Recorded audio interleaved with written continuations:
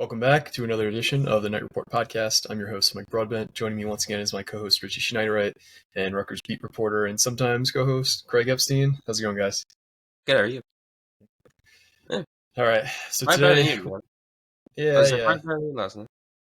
Yeah, better than me, I guess. I mean, it was a cathartic loss last night for the Eagles, but we're here to talk Rutgers. So we're going to talk about the Rutgers basketball game from Sunday, where they went up to East Lansing and lost to the Spartans, and kind of where the team sits now. Fill you in on the latest in the assistant coaching search to replace Corey Heatherman, and some other recruiting nuggets in there as well. Let's just start off.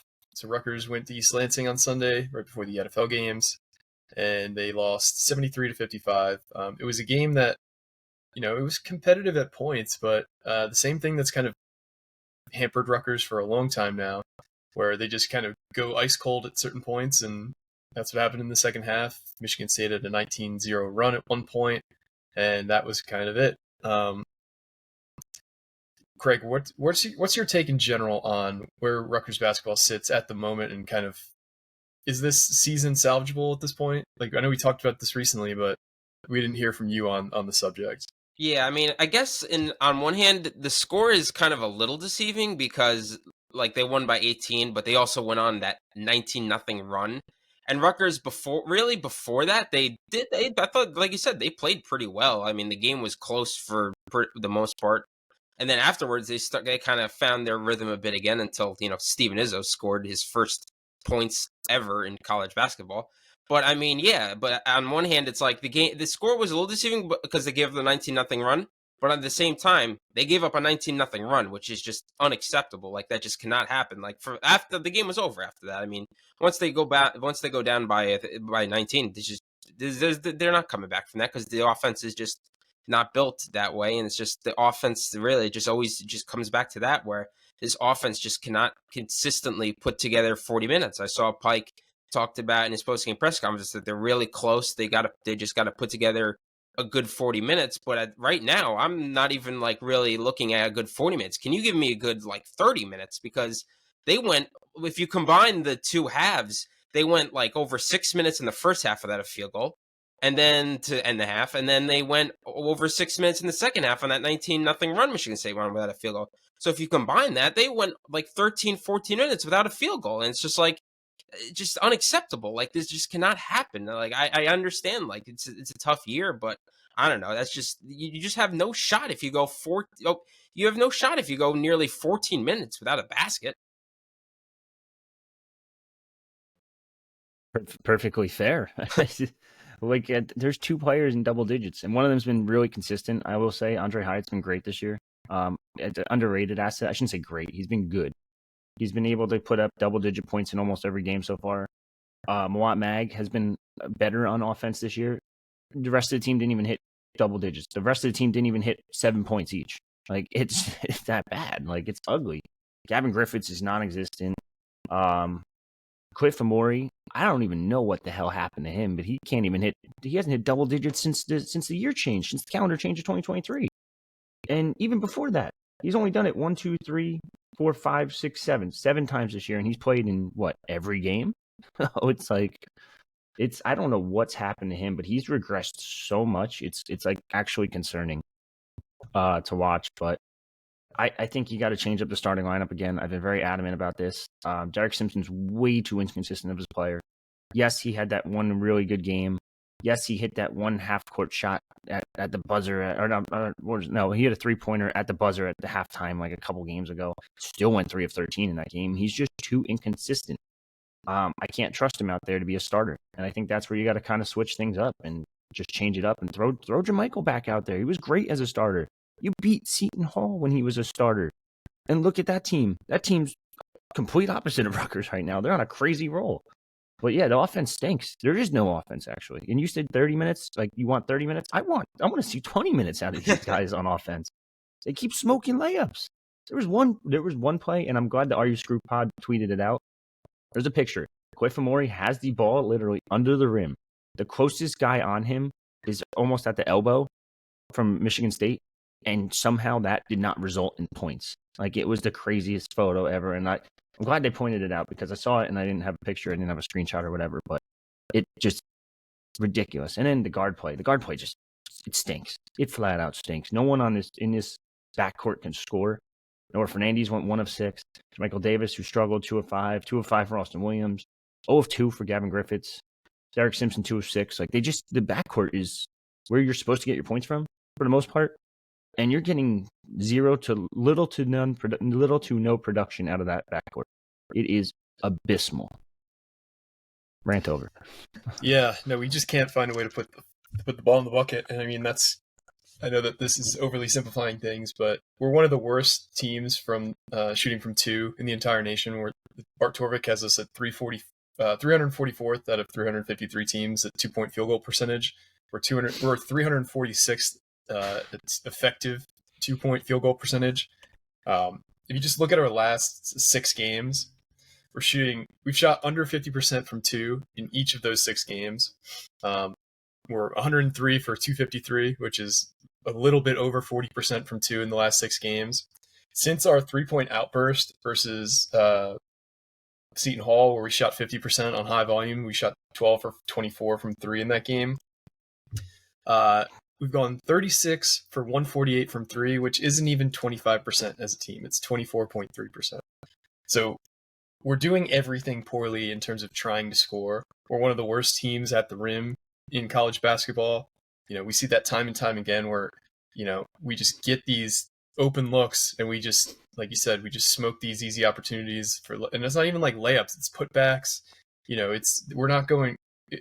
I really don't have like a single prescriptive thing that it's like, we're bad at doing that because of X. It's like, we're bad at that because X, Y, Z. Like, we're not nearly as long as we normally are. Mm-hmm. Like, this is just a team that, on offense especially, is extremely flawed.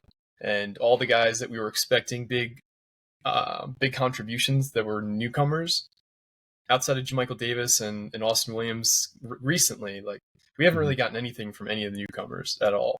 So It's been a very tough season, and I don't really see a path forward where, we can turn things around. If you look at the rest of our schedule, of the remaining 15 games on our schedule, we're currently projected to be favored in 3 of them.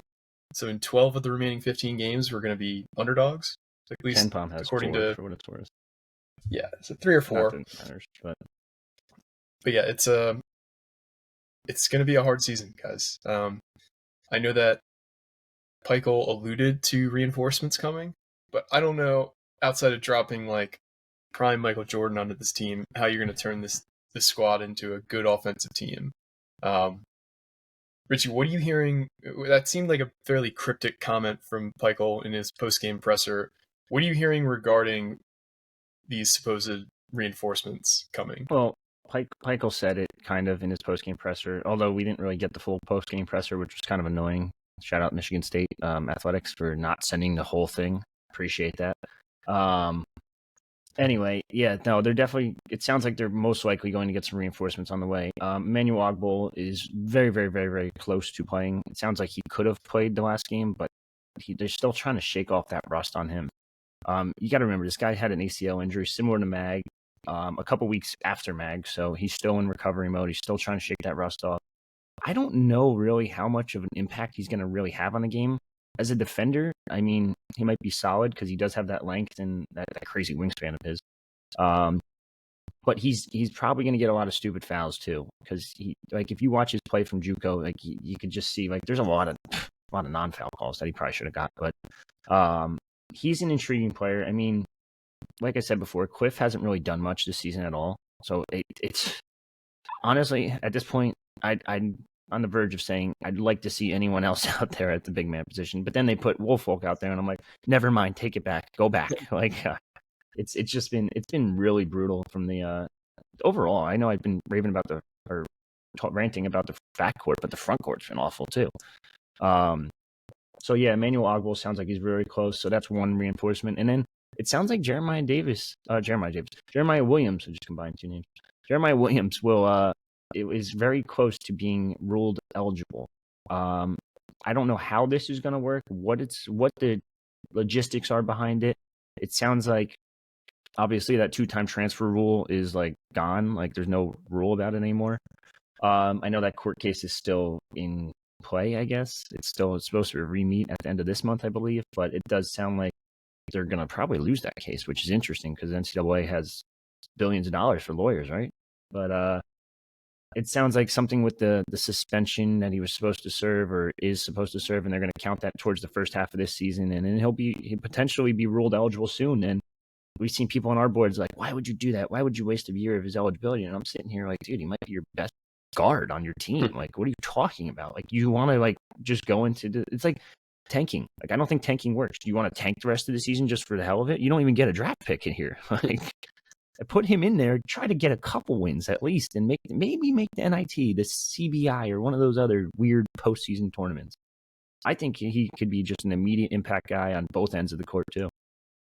Yeah, I mean, I do think if Jeremiah ends up coming back, he'll make an impact, but I just don't think it'll be enough, just because how bad this team honestly looks. Where maybe instead of losing by 18, they'll lose by 10. I mean, I don't know. I mean, they probably like it could be a win though, potentially in some games. That could be another win. Like, I think it could result in a couple more wins, but at the end of the day, I just don't think his addition will make that much of a difference. And Emmanuel Agbala, where it's like, I mean, if he can make a basket from 2 feet out, then he could probably be the starting center right now. But like you said, I just don't think he's. If anything, he's probably he might take Woolfolk's job as the backup center, because right now Woolfolk is just giving them nothing. It's just not good.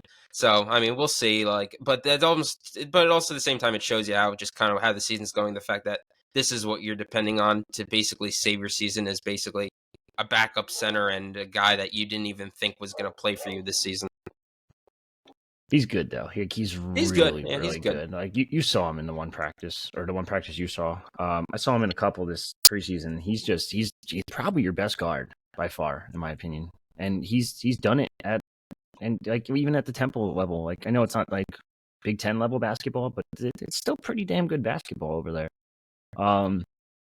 He's a good player, and he was averaging 9-5 or something, 9-4, like over 2 seasons. You have to assume he's probably gonna get a little bit better than that. Probably you might get double digits out of him in a couple games. Yeah, it also seems like he's a guy that kind of stepped his game up a level since the last time he played. Now, obviously, there's a guy coming off an Achilles injury, and he was at Iowa State. But everything I'd heard was this was probably the best player in the entire offseason. So getting arguably your best player to come back, even for a half season. I mean, in college football or college basketball, you kind of just need to, if the kid wants to play and he's eligible to play, you need to play him. And he's going to be a positive net influence on your team. Like, Pike will probably loses him in the offseason if Jeremiah wants to play and the whole team knows he's the best player and he decides to save a year of eligibility. That just doesn't work. So you kind of have to play him. And then, honestly, you want him to have some basketball under his legs coming into next season. You don't want him to just be walking in shaking off even more rust than he already probably is coming into the 24-25 season. So Jeremiah Williams probably hires our floor a bit, because he's also another lengthy two-way player where he can, he was known as a total X factor defensively before he was an offensive player, and it sounds like he's a really good offensive player too.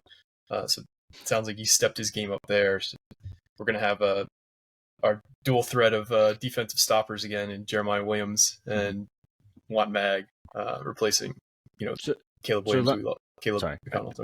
No, I didn't mean to cut you off. Sorry. Let me point this out too. Number one, Iowa State wanted him to stay. He wasn't going to probably be a starter. He would have been a key contributor off the bench. They wanted him to stay. Where does Iowa State rank right now? Oh, they're number 9 in the net. Illinois got him to commit. Illinois backed off that commitment because they didn't think he'd be eligible this season, and they wanted him to play this season. Illinois, Brad Underwood, we kind of trust him, right? He's a pretty damn good coach. And when those two programs want someone and you get him, he was 5th in the AAC in assists per game when he was playing before, with 4.1, had 1.2 steals per game. And Temple was 9-3 when he scored double figures. That's pretty damn good. Like, the kid is really good. Like, this is going to be a phenomenal addition to this lineup, to this rotation, even the starting rotation potentially. I don't know if you start him right away because, again, you got to shake some rust off like any other guard. But if this kid comes out and drops 10 points in game one, that's better than anything you've gotten out of the backcourt over the past 4 games. Yeah, I have no doubt that he makes them better. It's just I just don't think he turns them from the 14th place Big Ten team to a top 5 Big Ten team. Maybe turns them from 14 to 12 to maybe even 10. But I just don't think you're saying he's going to turn them. What did you say? You said 14th. I don't know, man. Have you seen Penn State play? Listen, we'll find out in a couple of weeks. Yeah. But yeah, it's just like I said. He's good. He's very good. I think he'll make the team, at least a little bit more watchable. But it's just I don't know. Maybe he'll turn them into an NIT team. Plus, he has what? How many years of eligibility? He was 2020 doesn't count. 2021 that's 1 year. 2022 he missed the season, so it doesn't count.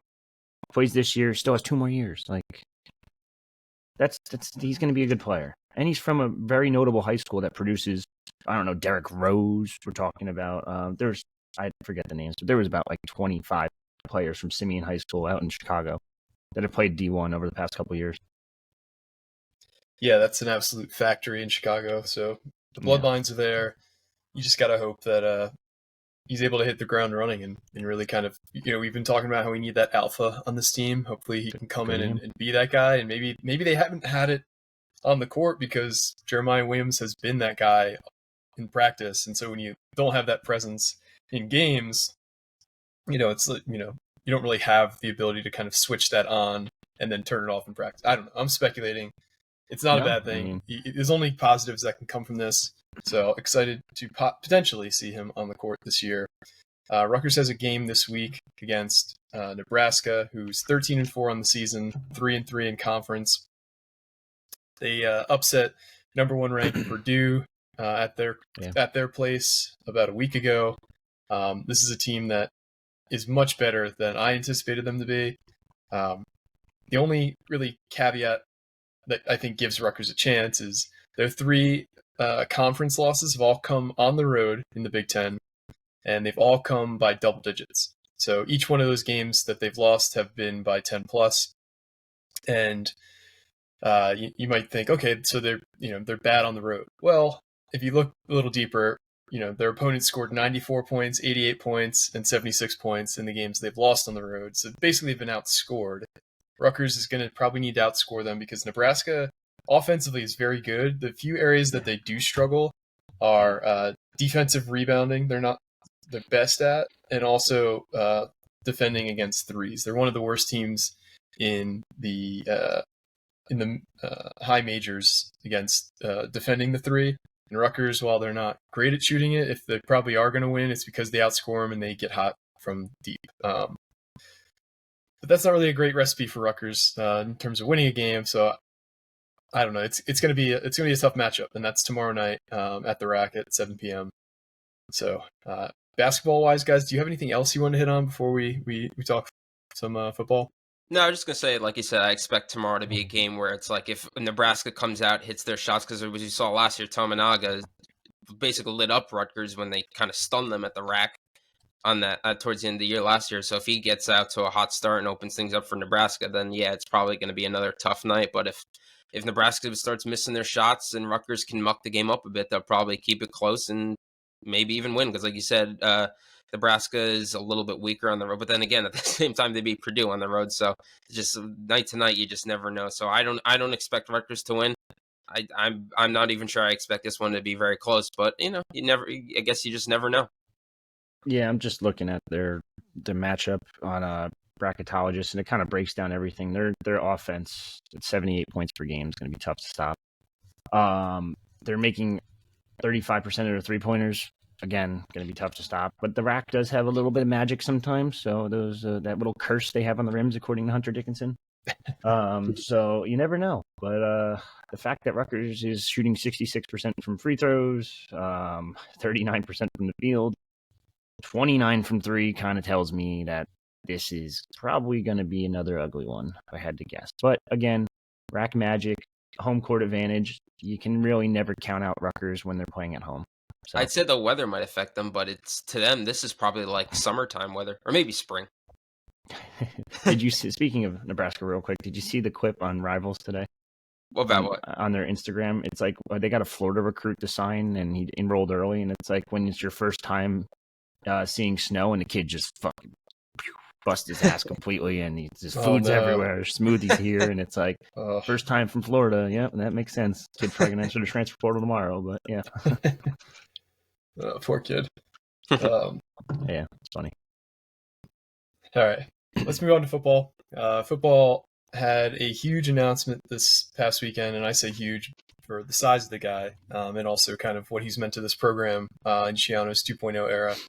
Reggie Sutton is returning for his final year of eligibility. I was surprised because I didn't think he had any eligibility left, but this is a guy who is kind of the definition of what Schiano's program is all about in terms of fighting through adversity, in terms of not giving up, in terms of just doing your job. And his job for a while was rehab, and he fought through it. Reggie Sutton returning for his 7th year of college now. And this is a huge, at worst case scenario, this is a high quality depth piece. Best case scenario, you've locked up another spot on the offensive line. Rich, were you surprised when the announcement was made that he was coming back? Yeah, a little bit, because I, again, didn't think he had eligibility. But technically, I guess he can apply for the medical red shirt, and I guess he got approved. So if you do the math, like 2018 he redshirted, 2019's 1 year, 2020 doesn't count. 2021's the 2nd year, played 3 games. 2022 he didn't see, so that would be probably the medical. And then 2023 he played what? Just about every game, 9 games, 7 starts. So yeah, I mean, it was definitely a little shocking to see him come back, but it sounds like they got the medical red shirt. It's a good start. I mean, he was your starting right tackle for 7 games. Like, do I expect him there next year? That's the big question mark. I really don't know where he's going to fit, because I think he's a better fit at guard personally, but he was decent at right tackle. He's the best they had last year. Mind you, Tyler Needham did end up falling to injury in game 3, game 4, something like that.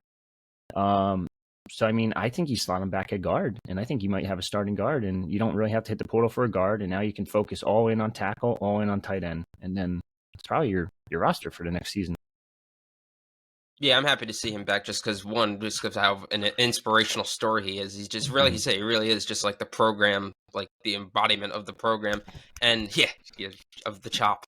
But the way we see offensive linemen go down, at the worst it could be a very good depth piece. The guy that if guys go down, he could just slide right in. But and the offensive line, like we saw last year, was pretty damn good. I mean, it led to Kyle Monungai being the Big Ten leading rusher, and now you got Kyle Monungai coming back, and you got basically most of the, if not all, of the offensive line coming back. So you'd expect good things again, and him going up again now. I don't even know how old he is now, but him going up against 18-year-olds, I would expect him to kind of, unless he's facing all American type guys, I would expect him to win most of his reps. Well, when's the last time he actually had a full offseason of healthy prep? Yep. Right. So probably 2020. Yeah, it's kind of Before crazy. He got hurt? I think he's the last. I think he was an Ash kid, right? I think he's the last. He was an Ash kid on the roster. So, wow, that's cool. Wild. It might be the most influential player on the team in terms of I don't know how his personality is, but I mean, you got to admire the guy for what he's gone through and how he continues to kind of push forward and fight through what he's dealt with. Crazy. So possible starting guard or starting tackle, and at worst, swing guard, swing tackle. Like he's going to play a lot next year if he's healthy, regardless if he starts, where he plays. You're not going to find a guy like this in the portal right now. Maybe after the spring opens back up. But I do want to talk about that because the portal is closed for undergrads. Graduate transfers can still enter. Where do things stand for Rutgers? Because we were kind of half expecting some visitors this past weekend. That didn't happen. You want to talk about why and where you think things are going from here? Yeah, it sounds like they're kind of just going to wait until the spring window. Now, mind you, grad transfers can still enter. They can pull the Cam Spencer, Paul Mulcahy card and be like, hey, I don't like my school anymore in June. I'm done. Like, all right, weird flex, but okay. So they're done for the moment. They do want to get an offensive lineman. Now it's going to be interesting to see what they focus on because they were looking at guards and tackles, but now with Sutton back, I think you can get away with just looking at one. It really depends on what you prefer Sutton at. I think personally he's a better guard than a tackle. I think he has the guard mold over the tackle mold, especially Shiano's tackle molds, where he wants those tall, big, massive linemen that are like 6'7", 6'6", and above. But then again, you saw Curtis Dunlap, who was 6'7", playing guard. So I don't listen to me. I'm not Pat Flaherty. I don't know shit about offensive line coaching and all that. But I think you do go for offensive tackle, and obviously they need a tight end. Now, mind you, there's a new tight end in the room, sort of, kind of permanently. And Kenny Fletcher, so we'll see what he could do. I know he played a couple snaps in the Pinstripe Bowl, but that move obviously is significant because they see something there and has his athleticism. So we'll see what he can do there. But they definitely want to get a tight end. They definitely want to get an offensive lineman and potentially a cornerback as well. But they're going to push this all back probably until till the spring window. This past weekend, like we said, or like Mike said, we were expecting visitors, but then nothing really came about it. They're more just focused on the early enrollees, which just came in this past Saturday. I think actually they start classes officially today. So I think it's about 15 kids, if I had that right, are early enrolling. Just about anyone and everyone that we've mentioned already, Serace, Winovich, Duff, Crumpler, the two tight ends, so the tight end room gets a little bit of a little boost, I guess. Raynor Andrews, Aris Bethia, Montel Johnson, the three safeties. One's cornerback, maybe, depends. We'll literally see what happens, but yeah, no, I mean that's pretty much it. Sticking with football, though, Rutgers is still trying to replace their linebackers coach, Corey Heatherman, who left to become Minnesota's defensive coordinator. What are you hearing regarding that vacancy, and do you expect it to be an external or an internal hire, if you had to guess? Right now, if I had to guess, it's probably going to be an internal hire. Pure guess on my part. I don't think it's going to be Bill Belichick. I don't think it's going to be former linebackers coach Nick Saban. But if you look at the list that we put out there, there's a couple names that you could probably check off already. And Steve Belichick was not on our list, but you could probably check him off considering he's gotten offered from the Patriots under Jared Mayo. And it sounds like his dad might be going to Atlanta. So probably just follow him. Also, I know he wasn't entitled defensive coordinator, but in reality, he was the defensive coordinator of that Patriots team. And a lot of teams respect him and think he's a great coach. So I'd be shocked if he left the NFL. But regardless, I do think it's either going to be Charlie Noonan or Jarrett. I always pronounce this wrong. Kite. We're going to go with Kite. I think that's right. Yeah, he was the intern D-line coach / quality control guy, former linebackers coach at Maine under Harris Simiak when he was the head coach. Former DC at Maine after Harris Simiak left. Or Charlie Noonan, who's already been on the road. Both of these guys have been kind of recruiting already. Charlie Noonan's been working with the linebackers since he's been back at Rutgers. In 2020, joined as a QC, worked at linebackers at Lehigh, where he had an All-American, second-team All-American in the Patriot League. So, I mean, I think it's going to be one of those two. Tim Lukabu was also on our list, but he is interviewing for the Patriots' current DC job, so another connection there, blah, blah, blah. Former Rutgers guy, former Tampa Bay Bucks guy, Cristiano. I'd be shocked if he came back to the college level. It just makes a lot of sense for them right now to just go with an in-house hire. And then you might potentially, I know we haven't really talked about it too much, but you could potentially need a D-line coach too. As Marquise Watson continues to recover, we'll just keep him in your prayers and all that. We don't know the logistics or the details behind that, if he'll return next season or not. So we'll have to wait and see. But you could potentially need another assistant coach. Yeah, I think it's the writing's kind of written on the wall there a bit. I wouldn't expect Marquise Watson to be back next year as the D-line coach, and that's just based on me guessing. These situations tend not to result in the guy immediately returning. So, again, thoughts and prayers out to Marquise and his family. But it could be two holes on the defensive staff to fill. It's kind of all I got. Is there anything you guys wanted to hit on before we head out? No, I guess not. Football season's over, Mike. You can turn your attention to hockey because the Flyers are having a hell of a year. I mean, Torts has really turned them around. Like Yeah, the I mean, fifth I most wish I could popular say sport. that I cared about hockey. I'm not a hockey fan. Not that I dislike hockey. It's just I've never been able to get into it personally. But yeah, Yeah. it's fun to go to. It's probably the most fun in-person sport to go to in terms of just like all the fighting, and it's So 2 hours long. This might be the time. It's Yeah, true. Devils are pretty cheap right now too. Well, yeah, they're kind of fighting for the playoffs right now. So Well, yeah. I mean, you buy $10 tickets for like the rafters if you're really bored. there you go. Unless it's a Ranger game, then they hike that stuff up to Of course. Well, make it unaffordable. yeah. Rutgers wrestling had a pretty good weekend. Yep, I was going to mention that. They won their first 2 Big Ten matchups against Indiana and Purdue. Indiana's no slouch either. Yeah, they were 21st, and they beat them 30-11. And they beat Purdue 26-13. Mm-hmm. Rutgers has their 3rd Big Ten matchup on Friday at the rack, on the road against Michigan State. They're unranked, but then the meat of the schedule is the matchups following that. So after Michigan State, they have at Michigan, who's 9th in the country. They have Minnesota at home, who's 16th. They have Ohio State at home, who's 7th. Then they go on the road to number 1 Penn State. Then they have number 22 Maryland to finish up the conference season at home. So this is where the rubber meets the road coming up soon. And I know that there's been a lot of talk about Rutgers never beating a lot of those teams.